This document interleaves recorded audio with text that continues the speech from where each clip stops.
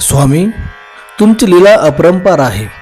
तुम्ही भक्तांसाठी धावून येतात हे सर्वांना माहीत आहे, परंतु तुम्ही तर भक्तांनी जो नैवेद्य दाखिला आहे तो पण ग्रहण करतात. याची प्रचिती आज छत्रपती संभाजीनगरमधील स्वामी समर्थ केंद्रामध्ये सर्वांना आली. स्वामी जयंतीनिमित्त महानैवेद्य आरतीच्या वेळी ठेवण्यात आला होता आणि हा नैवेद्य स्वामींनी ग्रहण केलेला सर्वांना आढळला, कारण पोळीचा एक तुकडा हा कढीमध्ये डुबलेला होता आणि वाटीतील खिचडी ही खाल्ल्यासारखी दिसत होती.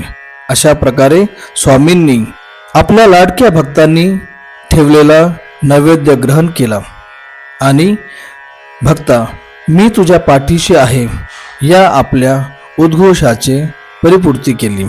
आज गुरुचरणी मी एवढीच प्रार्थना करू इच्छितो की समर्था आपली कृपादृष्टी सर्वांवरती अशीच असू द्यावी.